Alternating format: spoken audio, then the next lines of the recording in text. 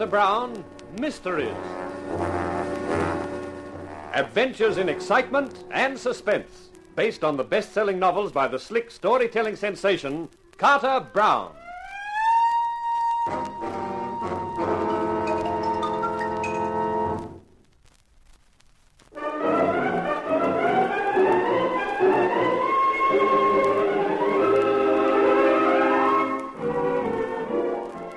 How do you do, ladies and gentlemen? This is Carter Brown with another of my stories for you, a venture which I call The Widow is Willing. It's the account of an insurance investigator named Mark Hunt, who finds himself marooned on a lonely island in the company of an assortment of characters, male and female, one of whom could be a murderer. For my money, I prefer being locked in a lonely room with a typewriter, but there's no accounting for tastes. Well, here's Mark Hunt and his story.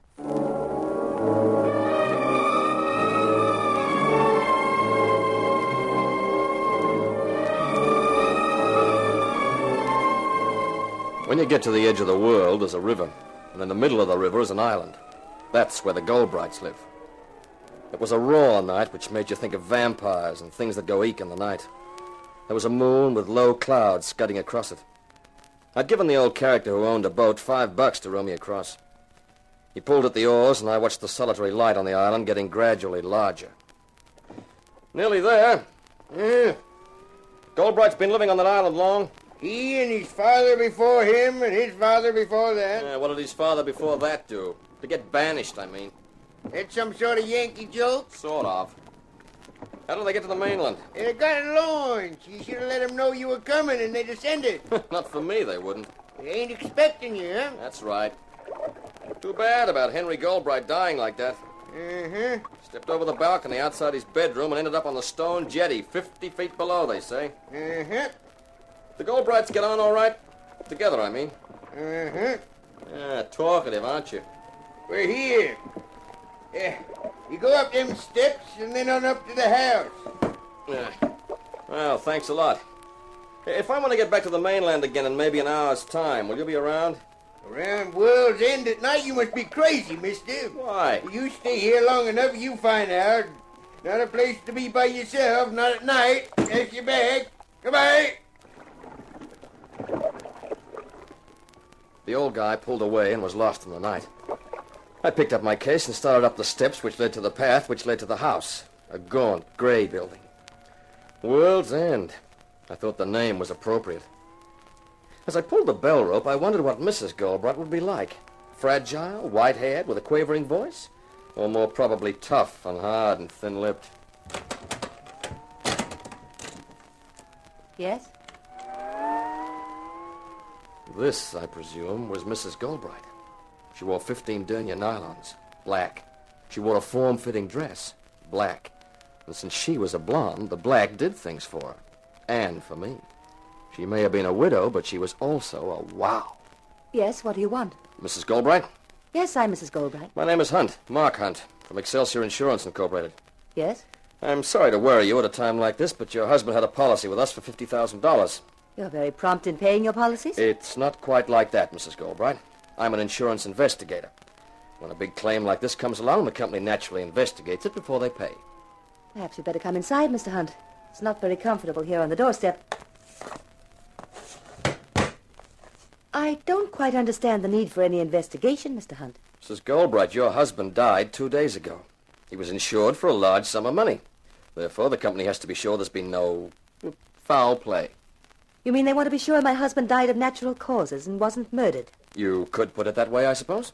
The police are satisfied he died of natural causes? That's half the battle. The other half being to convince you, I suppose. Well... I think the best thing you can do is stay here, Mr. Hunt, at World's End, until you've completed your investigation. That's very kind of you. Not at all. It would be impossible for you to work from the mainland, and the sooner it's finished, the happier both of us will be. Of course. You better come and meet the others. Then we'll have dinner. This way, Mr. Hunt. They're all in the living room. She led the way down the cold, stone-paved hallway into a large room with polished wood floors, which contained 5 people, 4 men and a woman. Just a moment, everybody.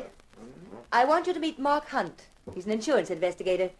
This is my brother-in-law, Clem Goldbright. Hello. Clem was about 30 or so, dark, slim, dissipated, crooked grin and a sneer in the eyes. This is John Cross, an old friend. Hi there. Cross was rugged, looked the good-natured college athlete type. Roger and Mavis Beavis. How do you do? Hello. Beavis was fat and 40, rimless glasses, a successful businessman.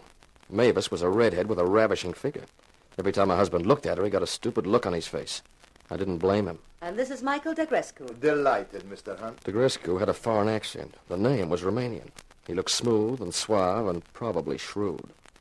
Well, now that you've all met, I'll do something about drinks.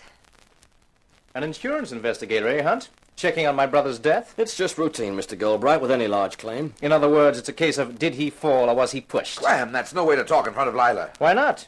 She probably gave 3 cheers when she found him on the jetty. We all know their marriage was a mistake. She made the mistake. She married him because she thought he'd spend all his money on her, and he didn't. Clem always puts things so beautifully. Here's your drink, Mr. Hunt. One of these days you'll get a crack on that jaw for talking like that. Such a rugged character, our Mr. Cross. The guy who never got past college, physically or mentally. Please, that's enough. Mr. Hunt will think we're a bunch of lunatics. It must be an interesting career, Mr. Hunt, being an insurance investigator. It's just a job, Mrs. Beavis. Pretty ordinary most times. Sounds rather sordid to me. At least it's a job, Clem. Something you wouldn't know anything about. We each take life as we find it, Mavis. Me with my brains, you with your looks. Now, look here, Clem. Mavis married you for your dough, Roger boy. And we all know why you married Mavis. That's the gong for dinner. Let's move to the dining room, shall we? We got through the soup, the meat, the apple pie and cream without any more of the barbed comments. Then we adjourned back to the living room for coffee. While Mavis put on some records and the others organized a game of bridge, I found myself left with the Romanian Michael Degrescu. Are you interested in art, Mr. Hunt? One specific kind, sure. What kind is that? Leg art. Ah, you mean the cheesecake? Mm-hmm. I was referring to something else. Myself, I'm a collector of everything and anything that is beautiful, from women to paintings. The paintings in this room, for example, very fine. I offered Henry $100,000 for them. He refused. I'm hoping Lila will feel differently. Well, good luck. I think I will have it. It was a sin that a woman like Lila should have been tied to Henry. I hope to add her, too, to my collection of beautiful things. I got the impression that John Cross was in the running there. Puh, Cross. A moron with muscles. She will have more sense than that. What the... Mavis, please. Sorry, I didn't mean to put that on. I didn't know it was with the rest of the records. A bad faux pas. That was Henry's favorite music. Beethoven, the Coriolanus Overture. I don't like it myself. It was playing the other night when it happened. I think poor Lila associates it with Henry's death. That was careless of Mavis. Careless. Or deliberate.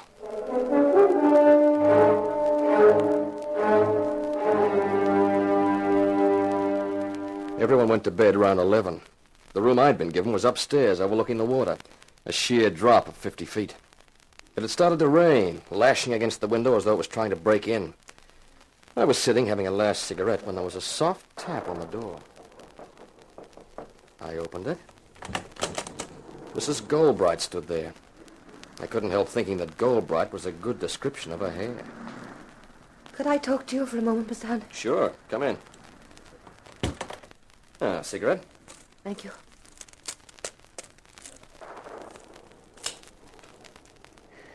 Thank you. Must have been quite an experience for you, meeting our little group this evening. That's an understatement. There's certainly a bunch of characters. Clem was quite right, you know. The burning question is, did he fall or was he pushed? I'd like to know the answer to that myself. Where were you when it happened? In my room. Henry and I had separate rooms. The first thing I heard was his shriek as he fell. You think someone could have pushed him? They all had good reason to. So did I, if it comes to that. Henry was a good deal older than I am. He wasn't exactly a nice person. I'll be frank, I married him for exactly the reasons Clem stated. Clem himself has only a yearly allowance, but part of the estate reverts to him on Henry's death, so he had good reason to kill him. John Cross imagines he's in love with me. I've never encouraged his feelings, but he could have thought that with Henry out of the way, I might feel differently. Michael Degrescu explained himself to me tonight. What about the Beavis couple, Roger and Mavis? Roger's making a fortune, marketing gadgets. He's the driving force, but Henry put up the money. Recently, Henry took a dislike to him because he married Mavis. I think Henry decided to withdraw his capital. Roger has staked everything he has on a new project. I know that at this juncture, the withdrawal of Henry's capital would ruin him. So everyone had a good reason for wanting to see Henry die. Yes, including me. I had no love for Henry, and with his death, I'll presumably inherit his money. I'll know tomorrow. The lawyer's coming to read the will. Why tell me all this, Mrs. Goldbright? I don't know. Just seems to help, having someone like you in the house, Mark. May I call you Mark? Surely, Mrs. Goldbright. Please call me Lila. And if you don't mind, I'll talk to you again. Might help me to keep sane. Anytime, Lila. Thanks, Mark. I think I'm going to like you. A lot.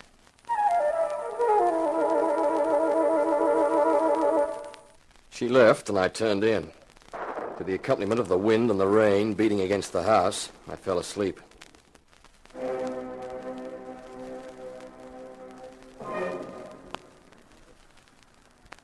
Suddenly, I was awake. Something coming from below, faintly from downstairs, had aroused me. The Beethoven music. It sounded eerie and terrifying in the night. There was something else, a voice, a whisper, weird and toneless in the room. You are the one who can help. Eternity is forever. Yet eternity can be held in captivity, imprisoned for all to see. The second that plunged me into eternity, held forever. Search, and you shall be rewarded. And perhaps I shall be avenged. With a supreme effort, I stretched out my arm for the bedside lamp and switched it on. But there was no one there. The room was empty.